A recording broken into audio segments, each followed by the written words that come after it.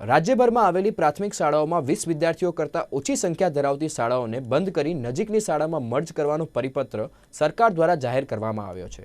ત્યારે આ પરિપત્ર મુજબ જામનગર જિલ્લાની કુલ 99 પ્રાથમિક શાળાઓ અને વાડી શાળાઓને મર્જ કરવામાં આવશે, જેને લઈને જામનગર જિલ્લાના લાલપુર તાલુકામાં આવેલા હરિપર નામના ગામની તાલુકા શાળા ખાતે જિલ્લા યુવક કોંગ્રેસ દ્વારા પ્રાથમિક શાળાઓ મર્જ કરવાનો અને શિક્ષકોની બદલી કેમ્પનો વિરોધ કરવામાં આવ્યો હતો અને જિલ્લા યુવક કોંગ્રેસે સરકાર દ્વારા જે શાળાઓને મર્જ કરવાનો નિર્ણય કરવામાં આવ્યો છે તે શાળાઓનું ફરીથી સર્વે કરવામાં આવે અને ગામમાં આવેલી શાળાથી નજીકની શાળાનું 3 કિલોમીટર સુધીનું અંતર હોય તેવી શાળાઓ ચાલુ રાખવા જિલ્લા પ્રાથમિક શિક્ષણ અધિકારીને રજૂઆત કરવામાં આવી હતી।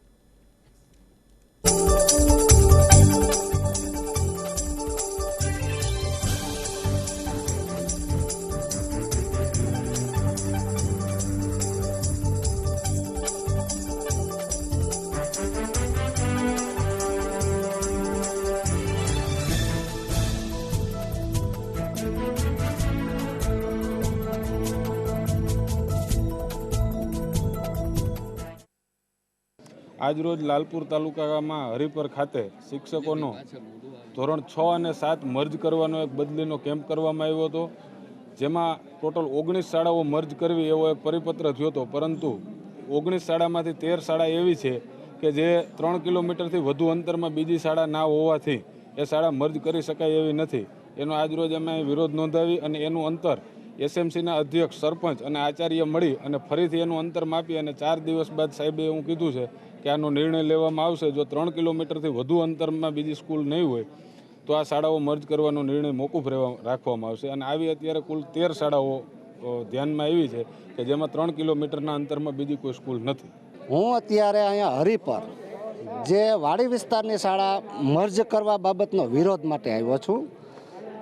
પહેલો પ્રશ્ન એ કે 3 કિલોમીટરની દાયરાની અંદર આ સરકાર એમ કહે છે કે મર્જ કરી દેવાનું, સંખ્યા ઓછી, ખરેખર સંખ્યા ઓછી હોય, થોડી ઘણી ઓછી હોય તો બીજા પણ બાળકોનો શું, બીજા વિદ્યાર્થીનો શું ગુનો, એનું ભવિષ્ય બગાડવાનું?